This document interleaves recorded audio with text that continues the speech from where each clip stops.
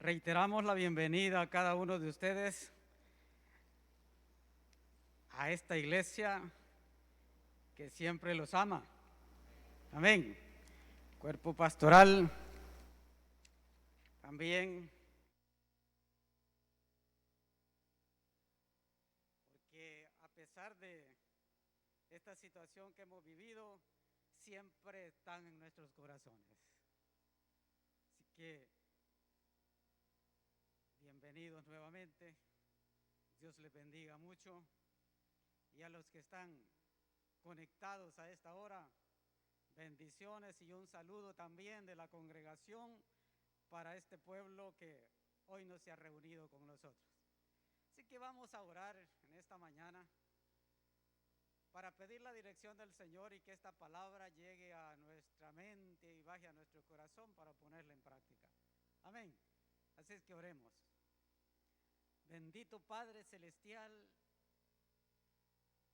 tú que estás en todo lugar y estás aquí en esta casa de oración, en tu templo, venimos nosotros agradecidos contigo, pidiéndote la dirección, pidiéndote que tu voluntad sea perfecta en cada uno de nosotros.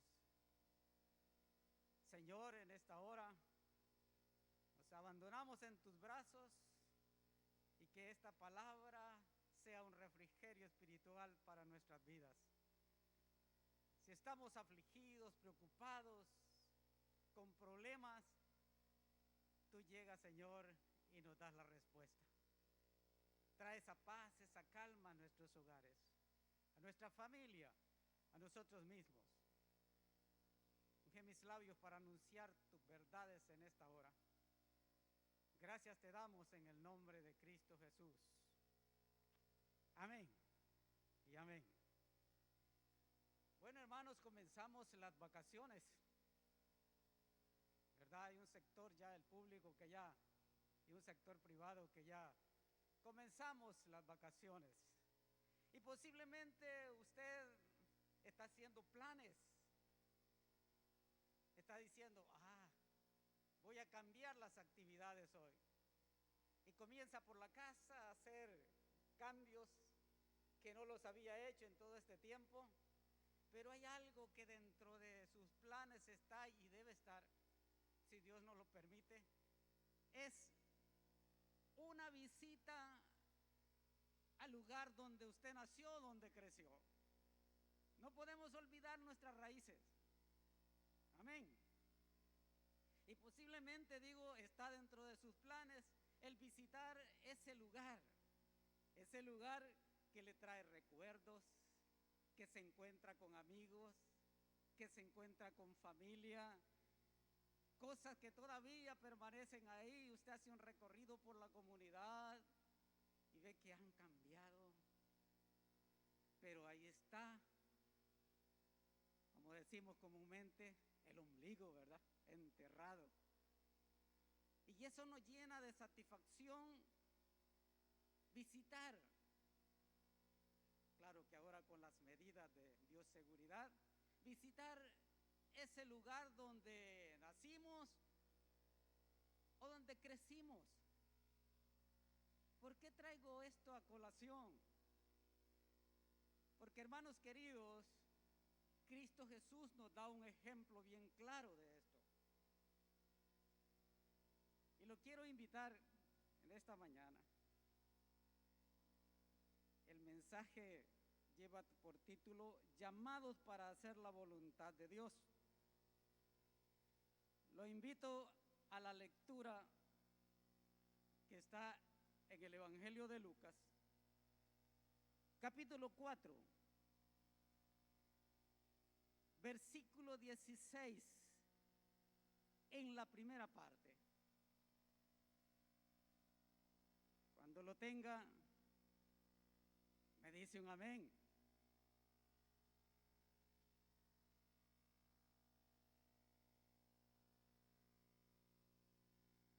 Dice el Evangelio de Lucas en el capítulo 4, versículo 16. Después vamos a ir desglosando todo lo que son los demás versículos.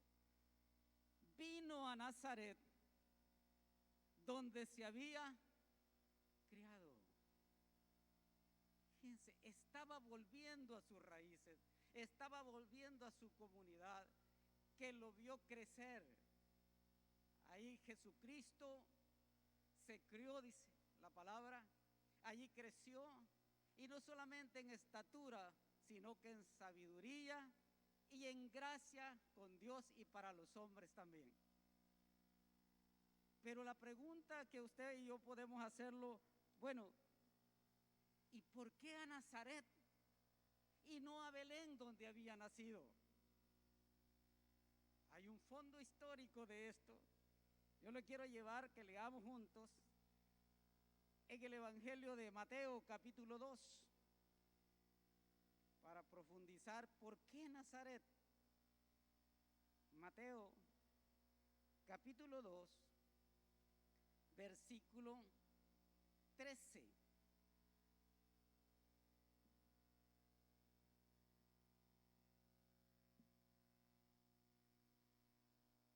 En adelante. Dice la lectura así, Mateo capítulo 2, versículo 13 hasta el 23, vamos a leer. Después que partieron ellos, he aquí un ángel del Señor apareció en sueños a José y dijo: levántate y toma al niño y a su madre y huye a Egipto y permanece allá hasta que yo te diga, porque acontecerá que Herodes buscará al niño para matarlo. Y él, despertando, tomó de noche al niño y a su madre y se fue a Egipto. Y estuvo allá hasta la muerte de Herodes, para que se cumpliese lo que dijo el Señor por medio del profeta, cuando dijo: de Egipto llamé a mi hijo. Herodes entonces, cuando se vio burlado por los magos, se enojó mucho y mandó a matar todos los niños menores de 2 años que había en Belén y en todos los alrededores, conforme al tiempo que había inquirido de los magos. Entonces se cumplió lo que fue dicho por el profeta Jeremías, cuando dijo: voz fue oída en Ramá, grande lamentación, lloro y gemido, Raquel que llora a sus hijos, y no quiso ser consolada porque perecieron. Pero después de muerto Herodes, he aquí un ángel del Señor apareció en sueños a José en Egipto, diciendo: levántate, toma al niño y a su madre y vete a tierra de Israel, porque han muerto los que procuraban la muerte del niño. Entonces él se levantó y tomó al niño y a su madre y vino a tierra de Israel. Pero oyendo que Arquelao reinaba en Judea,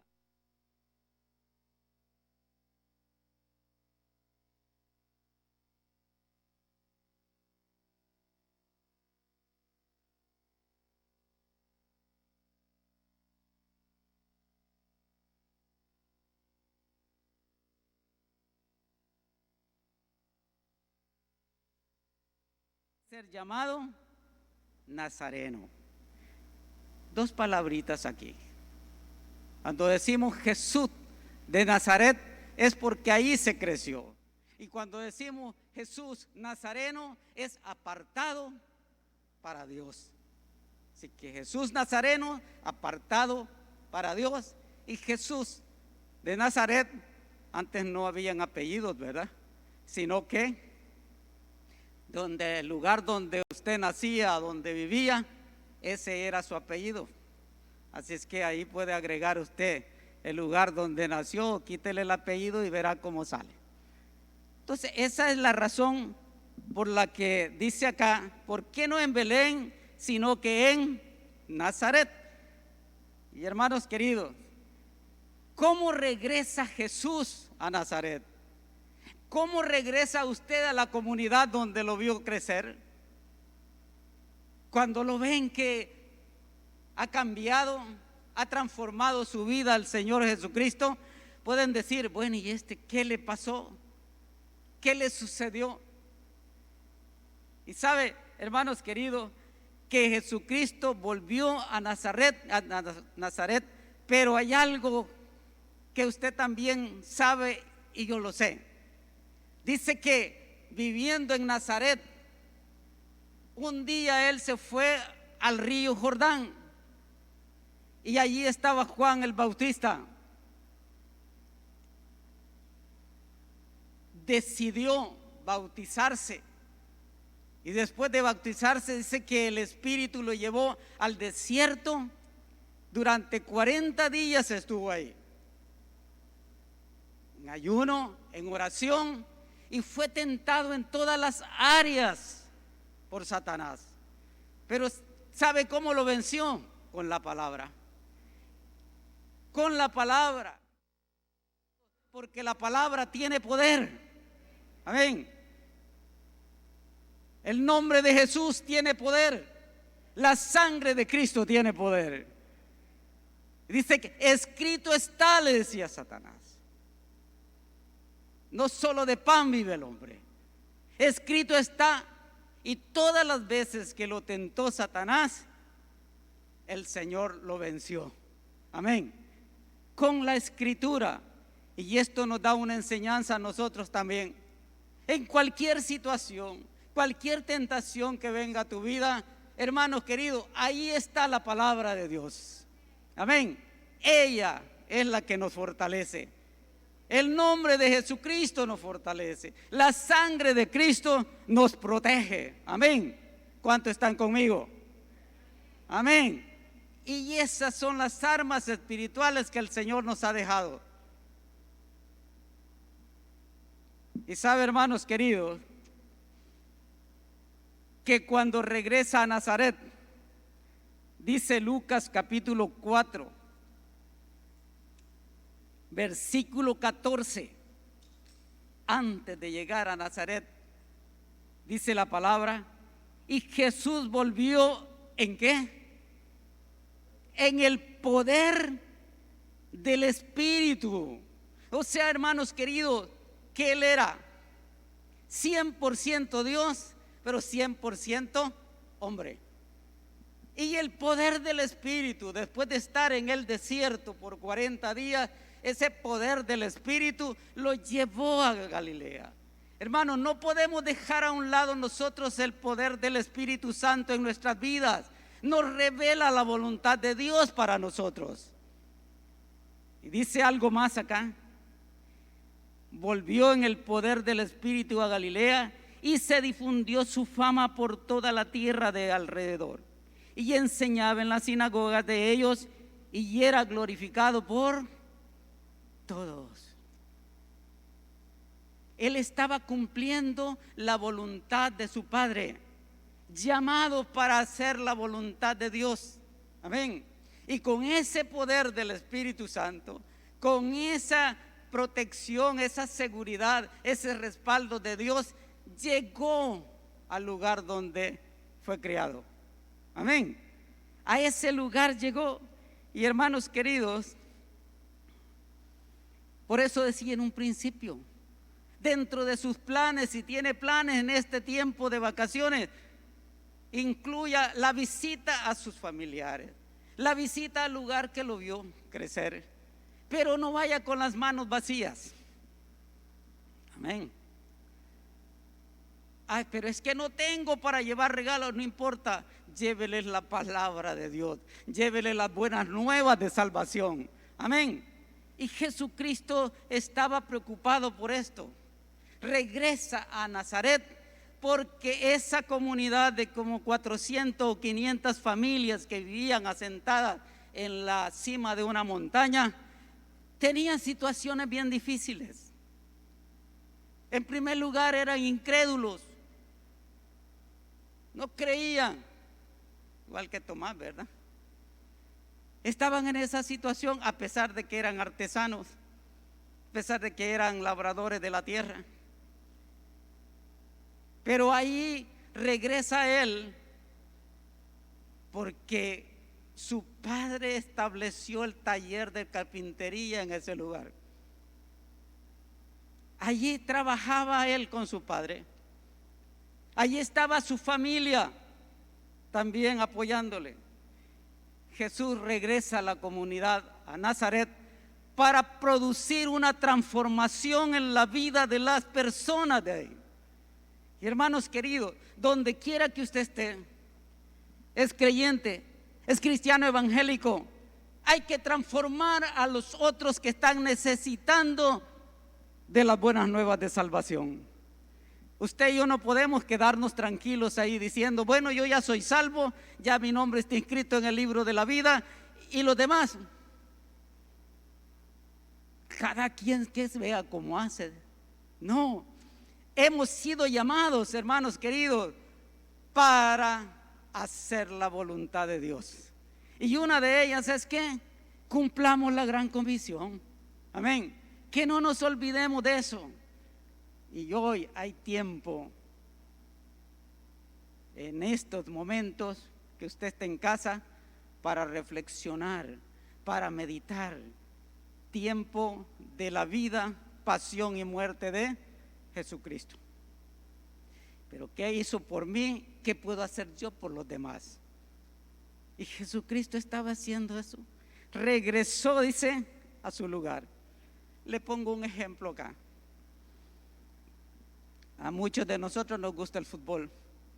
Si yo les preguntara, usted dice, sí. Y conocemos de nombres de personas, de futbolistas famosos.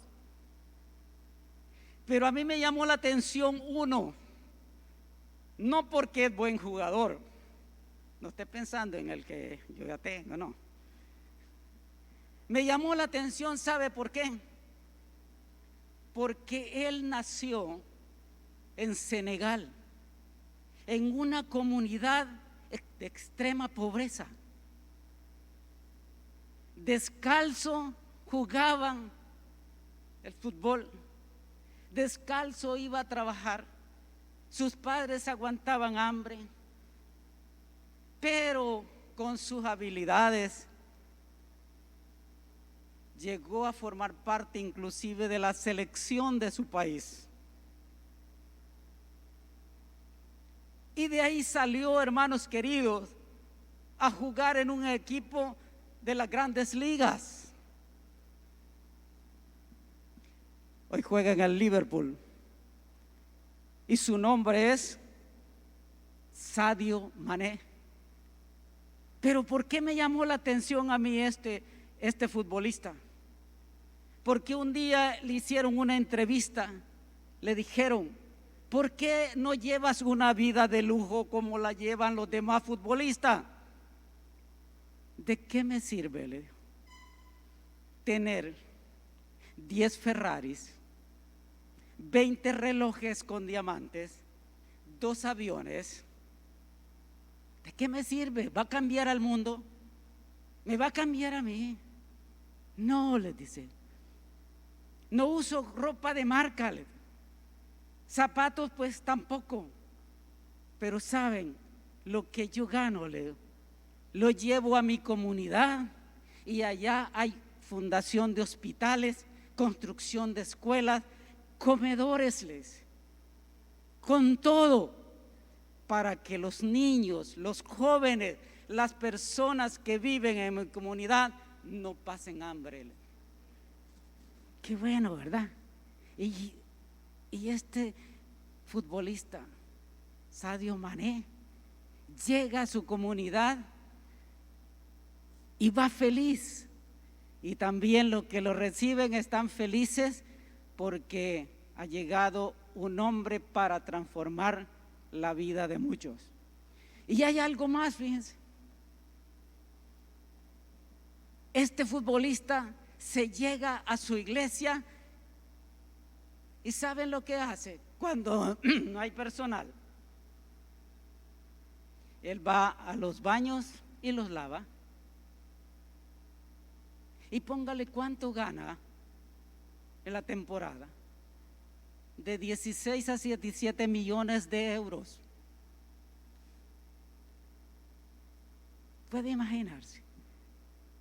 Pero él quiere transformar más y más la vida de sus familiares, niños y jóvenes del lugar. Entonces Jesús regresa a Nazaret. Y sabe,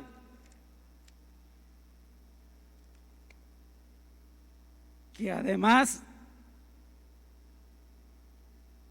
volvemos aquí al versículo 16, vino a Nazaret, donde se había criado, y en el día de reposo, acuérdese que él era judío, amén, y como judío,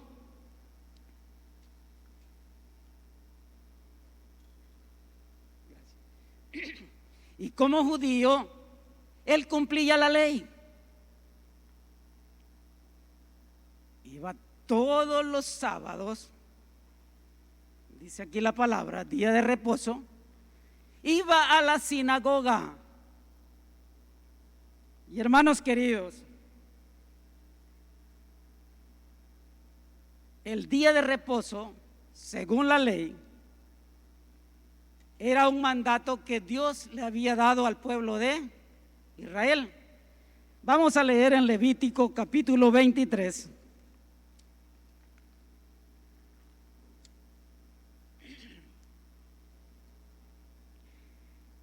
Versículo 1 y 2.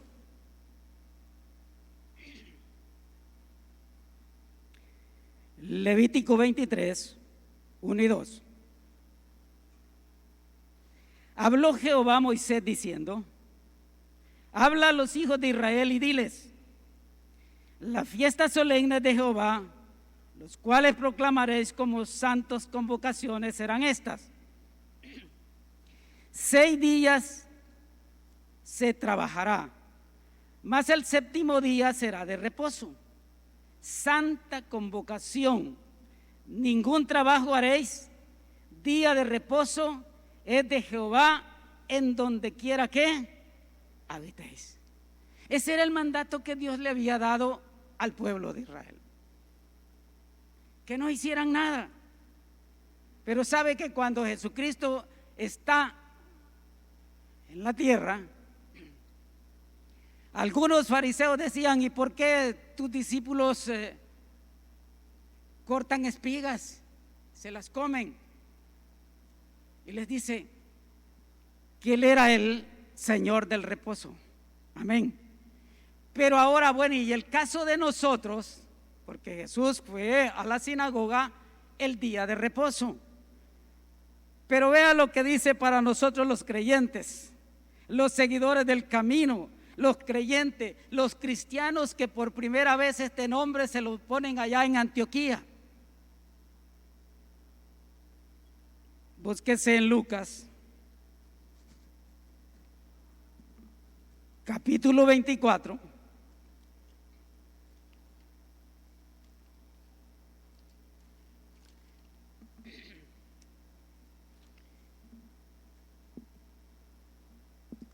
Versículo 1 y 2.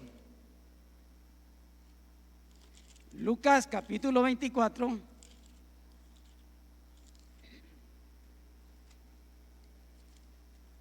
Versículo 1 y 2. ¿Lo tenemos, hermanos? Bueno. Dice así: el primer día de la semana. Recuerde que la semana laboral para nosotros comienza el día lunes. Pero después de la crucifixión entra el día de reposo para los judíos y viene el siguiente día donde Él resucita, que es el primer día de la semana. Y en el calendario romano es día domingo. Hoy es el día del Señor. Amén. Aunque es todos los días, pero hoy es el primer día, es el día del Señor. Amén.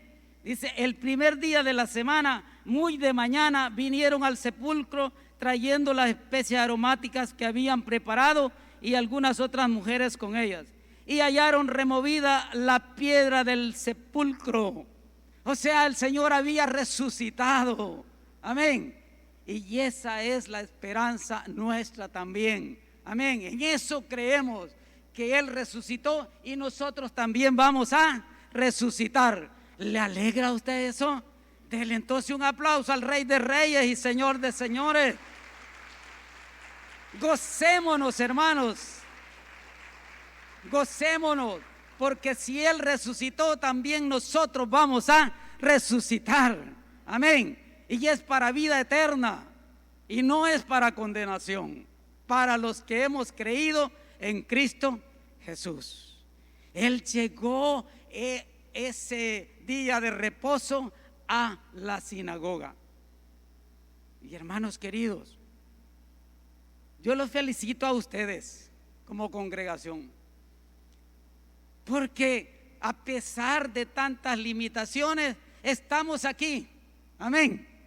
Estamos acá, hermanos queridos, alabando y glorificando su nombre en el día del Señor. Vamos a Apocalipsis, capítulo 1.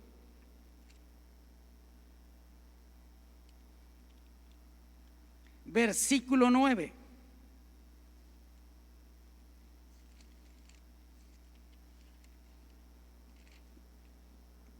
Para afirmar el día del Señor. 1, versículo 9 y 10. ¿Lo tenemos? Yo, Juan, vuestro hermano y copartícipe vuestro en la tribulación, en el reino y en la paciencia de Jesucristo, estaba en la isla llamada Patmos por causa de la palabra de Dios y el testimonio de Jesucristo. Yo estaba en el Espíritu, ¿dónde dice él? En el día del Señor, y oí detrás de mí una gran voz como de trompeta. No le dicen estaba en el día de reposo, en el día del Señor, y es el primer día de la semana. Amén. Es el día, pongámosle el día domingo. Por eso dice la palabra que no dejemos de congregarnos como algunos tienen por costumbre. ¿Y sabe por qué enfatizamos esto? Porque aquí, hermanos queridos, en el templo, usted y yo recibimos bendición. Usted y yo somos edificados, somos consolados, somos enseñados por la palabra. Y de ahí que qué importante es congregarnos. Y aquí el Señor derrama esa unidad y armonía entre su pueblo. Y cuando salgamos de acá, salimos siempre, vamos gozosos, no afligidos. ¿Por qué? Porque el Señor nos ha sustentado. Amén. Entonces, siempre que usted pueda venir, hermanos queridos, venga a la casa de oración. Vengamos juntos a alabar y glorificar el nombre de nuestro Dios.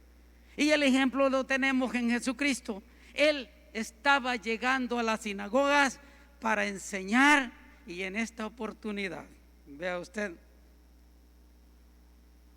la misión de Jesús. Volvamos a Lucas,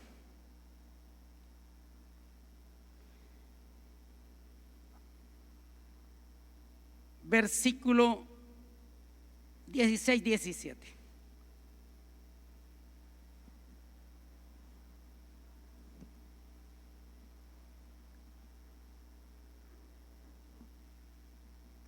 Amén.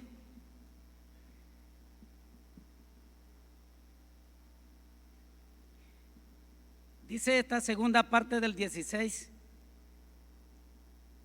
en el día de reposo entró a la sinagoga conforme a su costumbre y se levantó a leer. O sea, él llegaba y en ese día el sacerdote lo invita a leer una porción de la Sagrada Escritura.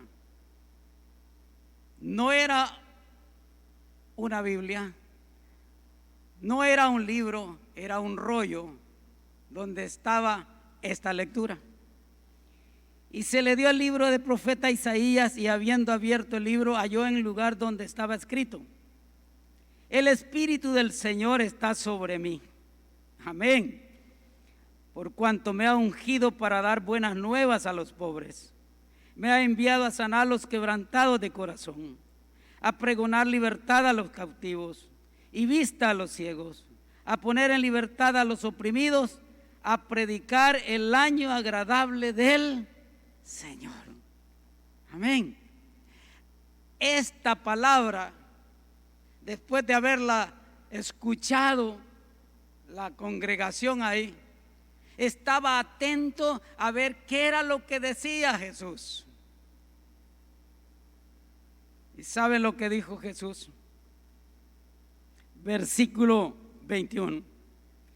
Y comenzó a decirles: hoy se ha cumplido esta escritura delante de vosotros.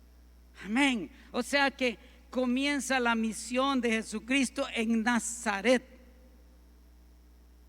a llevarle vida a ese pueblo que estaba sumido en delitos y pecados.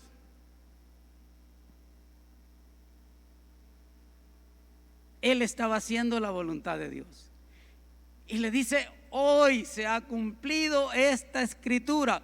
¿Cuál? Una profecía que si nosotros leemos, fíjense bien, leemos en en Isaías capítulo 61, vamos a encontrar lo que ya Isaías lo había profetizado. Isaías 61, versículo 1.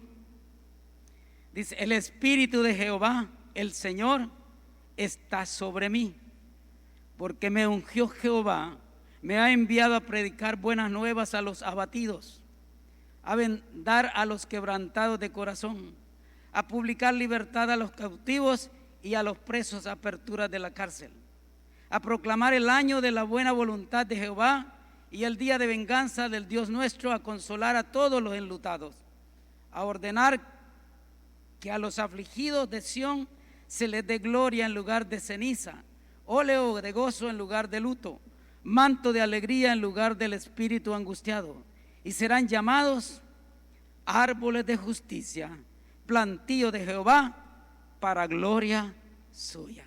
O sea, era un cambio que se estaba dando. Pero sabe, hermanos queridos,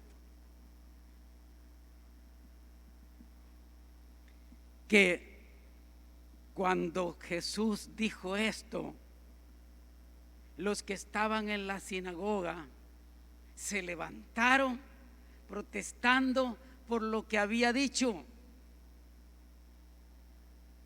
porque había dicho: hoy se ha cumplido esta palabra en mí. Y lo tomaron, y como la comunidad estaba en un alto así de la montaña, dijeron: hoy lo vamos a tirar, que se mate en este precipicio. Y el Señor Jesús pasó en medio de ellos y siguió predicando.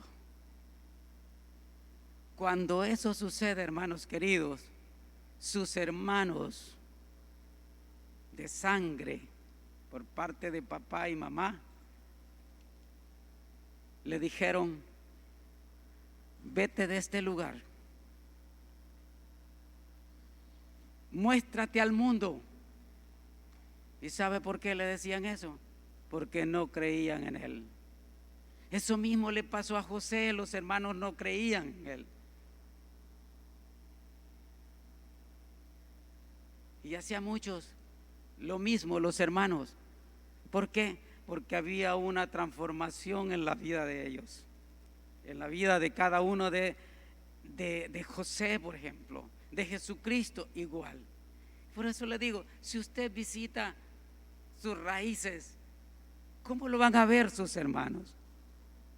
¿Lo verán cambiado? ¿O lo verán así como salió al principio?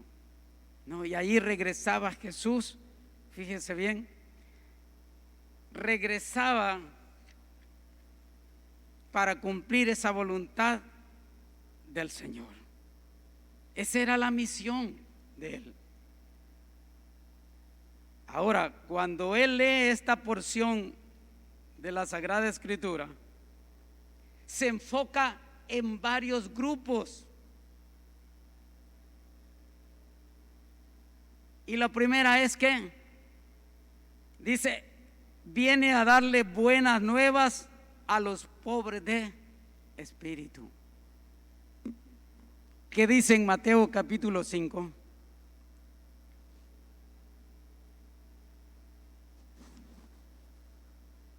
Versículo 1 al 3.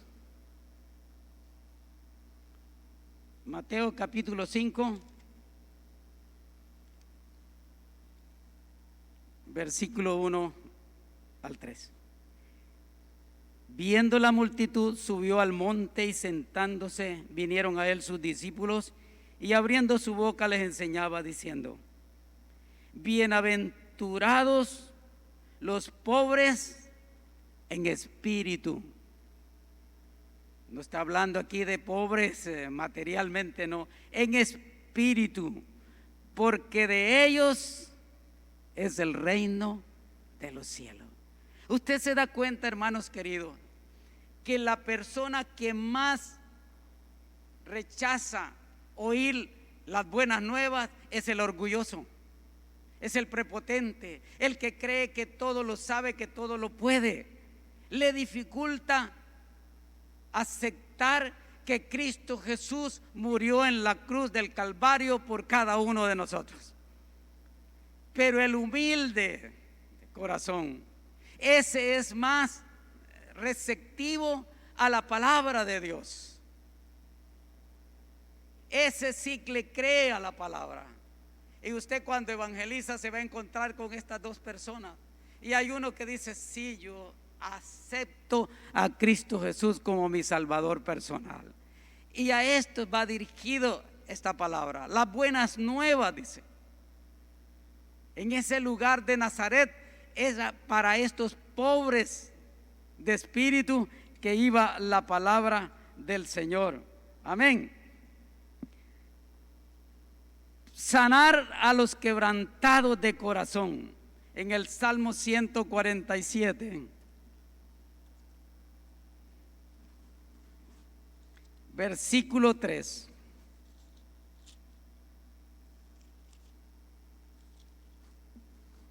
Dice la palabra: Él sana a los quebrantados de corazón y venda sus heridas.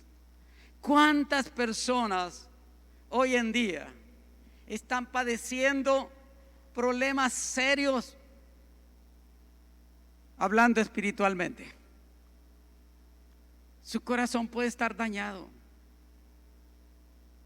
pero acá el Señor trae esa palabra y dice: yo he venido para darles vida y vida en abundancia.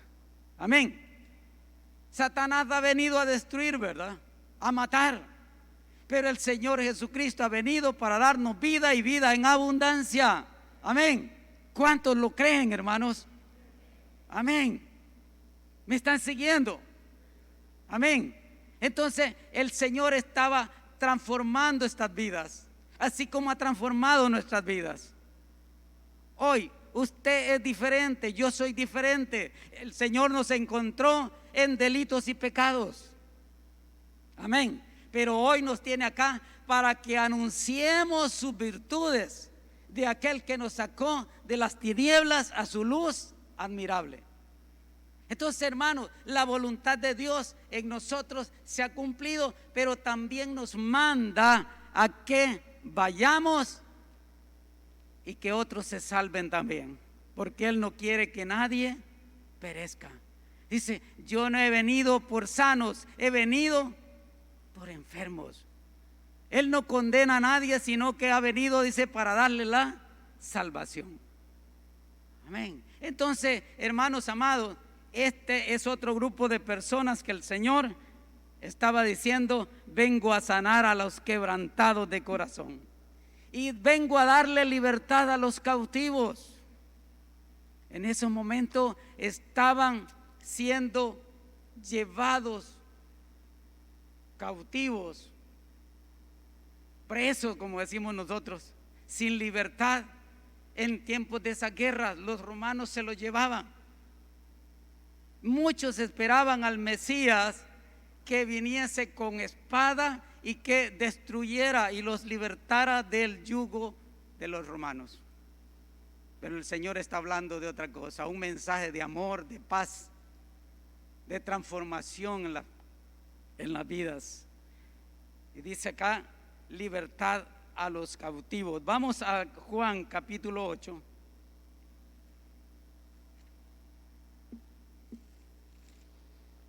Juan capítulo 8, versículo 31.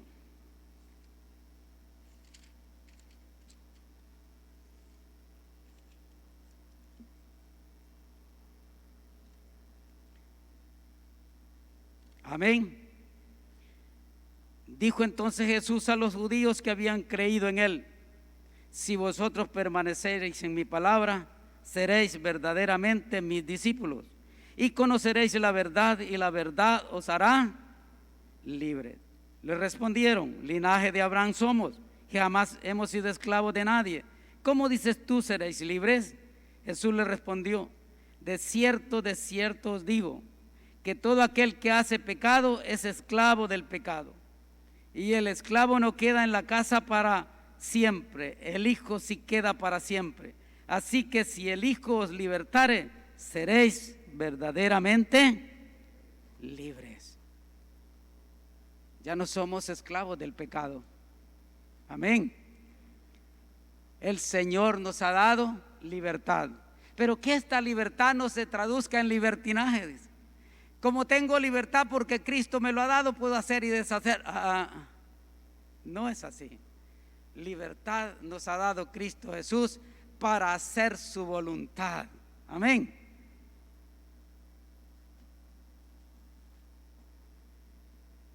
Libre de adicciones, Él les dio libertad.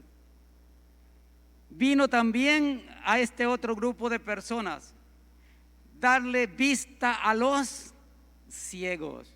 Ay, hermano querido, pero el ciego no es aquel físicamente, el ciego es el ciego espiritual. Háblele usted a una persona ciega espiritualmente, es cerrado. Yo estoy bien así como estoy. Mira que Cristo Jesús te ayudará, te dará salvación. No, estoy bien. Pregúntele hoy a esta generación. Discúlpenme los jóvenes, hay jóvenes acá, ¿verdad? Que lo bueno que han venido a conocer de Cristo Jesús, pero esta generación está ciega. No quieren oír nada de Cristo Jesús. Oirán otras voces, oirán otras doctrinas, caminarán ciegos. Pero hermanos queridos, nosotros trabajemos esta generación para que no se pierda. ¿Están conmigo? Para que no se pierda, porque ellos están ciegos y hay guías ciegos que los están conduciendo. Y dice que tanto los guías ciegos como ellos perecerán. Qué triste es ver, y Jesucristo lo miraba eso en Nazaret y en todas las comunidades.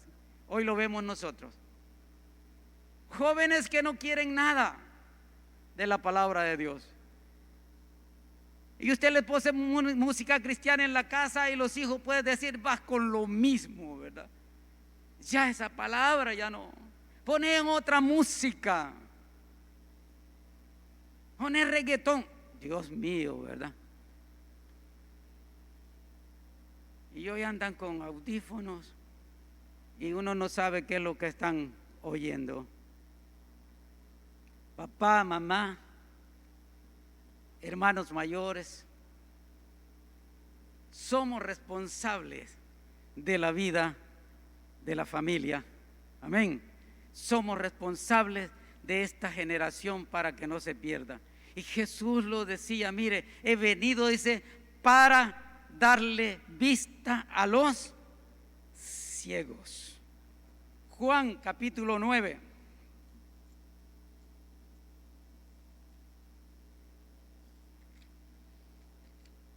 Versículo 39.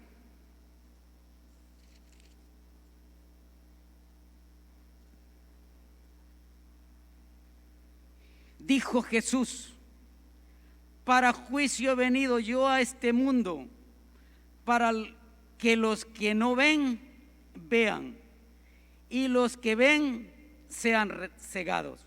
Entonces algunos de los fariseos que estaban con él, al oír esto, le dijeron: ¿acaso nosotros somos también ciegos?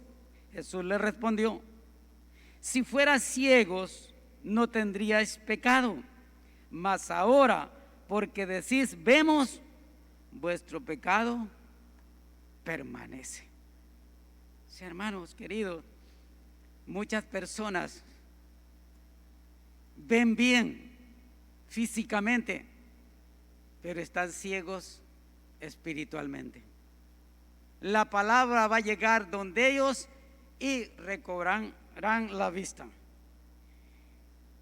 Y otro grupo de personas a las cuales esta escritura llega es a libertad a los oprimidos, los esclavizados en deudas. En ese lugar, hermanos queridos, y en esa época no cambia mucho como la de hoy, pero allá los israelitas que estaban endeudados y no podían pagar, ¿sabe? Les quitaban todas las cosas, y si eso no ajustaba, les quitaban a sus hijos. Era la época que estaban viviendo, y Jesús estaba diciendo: ¿por qué razón? Hermanos queridos, Él viene a darle libertad a los oprimidos. Y en Primera de Juan capítulo 3, este versículo se lo regalo. Primera de Juan capítulo 3, versículo 8. Subraya la segunda parte de este versículo. Dice: el que practica el pecado es del diablo, porque el diablo peca desde el principio.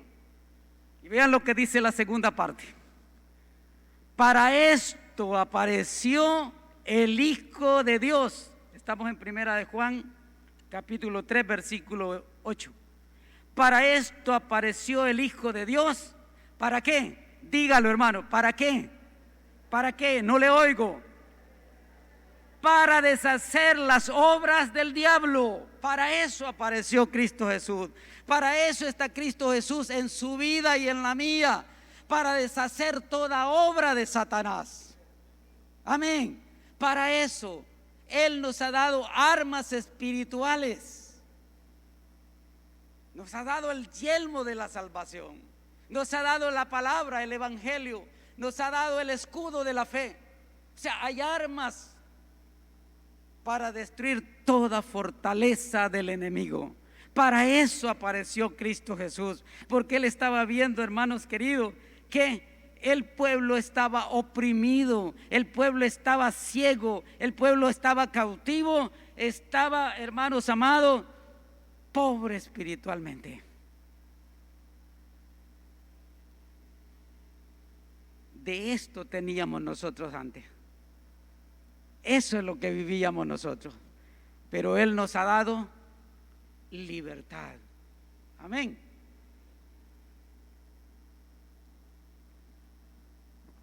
Y el último grupo, vamos acá a regresar a Lucas en el capítulo 4. Versículo 19. 4:19.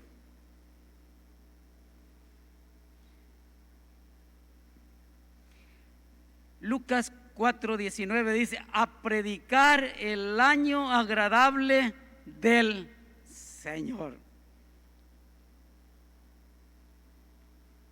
Los israelitas se habían olvidado, tenían las fiestas solemnes. de los tabernáculos. Tenían el año del jubileo, pero todo era rito y ceremonias. Todo era por rutina. Y Jesucristo estaba viendo esto. Se habían olvidado de este año. Y Él dice en este versículo: a predicar el año agradable del Señor. Si usted busca en Levítico, ya casi vamos terminando, hermano. En Levítico capítulo 25,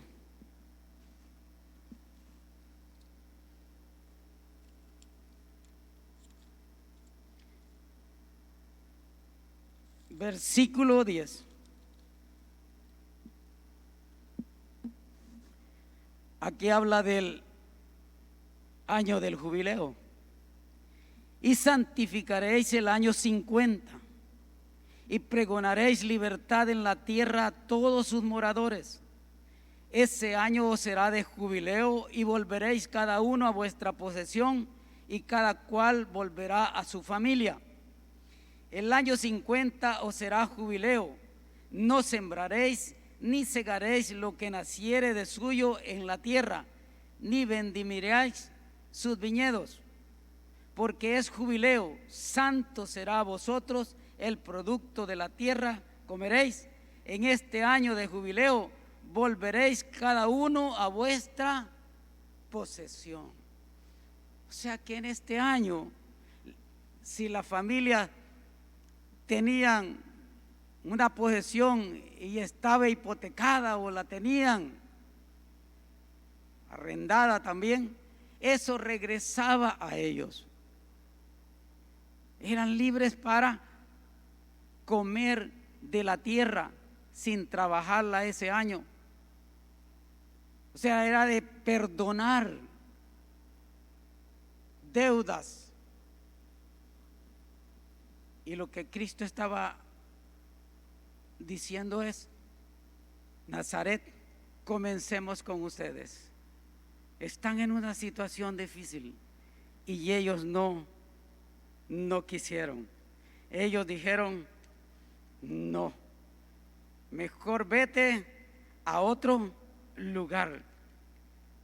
No queremos escuchar nada de ti. Y hermanos queridos, salió de ahí, es cierto, pero a la vez pensaba en sus hermanos. Y usted dice: ¿y quiénes eran sus hermanos? Pues Mateo capítulo 13,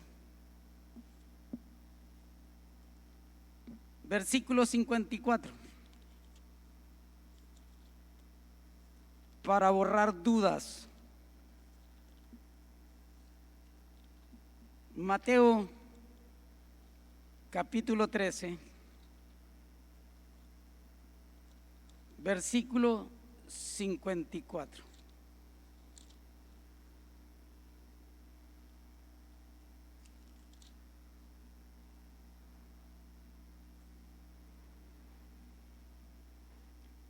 Amén. Mateo capítulo 13, versículo 54 dice: y venido a su tierra, les enseñaba en la sinagoga de ellos, de tal manera que se maravillaban y decían: ¿de dónde tiene esta sabiduría y estos milagros? ¿No es este el hijo del carpintero? ¿No se llama su madre María y sus hermanos Jacobo, José, Simón y Judas? ¿No están todas sus hermanas con nosotros? ¿De dónde pues tiene todas estas cosas? Y se escandalizaban de él. Pero Jesús les dijo: no hay profeta sin honra, sino en su propia tierra y en su casa. Y no hizo allí muchos milagros a causa de la incredulidad de ellos. Ahí está hablando quiénes eran sus hermanos: Jacobo, Simón, José, Judas, y sus hermanas la menciona en otra porción, María y Salomé, aunque habían también otras hermanas. Era una familia establecida en Nazaret, que llegó el Señor a tener esa comunión con ellos, acordarse de su tiempo, el lugar donde creció, pero con ese propósito de producir en la vida de ellos esa transformación, esos cambios en la vida, porque estaban mal. Entonces, hermanos queridos, concluyendo, somos llamados, hermanos, para cumplir la voluntad de Dios. Porque dice su palabra, fíjese bien, este versículo que usted y yo lo conocemos, en Hechos, capítulo 1, versículo 8.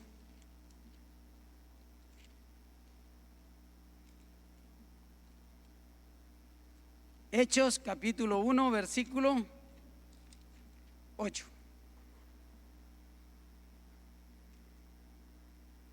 Pero recibiréis, ¿qué dice el Señor? Poder cuando haya venido sobre vosotros el Espíritu Santo, y me seréis testigos en Jerusalén, en Judea, en Samaria y hasta lo último de la tierra. Todavía sigue el Espíritu Santo llamándonos a esto, a que podamos ser testigos del Señor donde quiera que vayamos. Amén.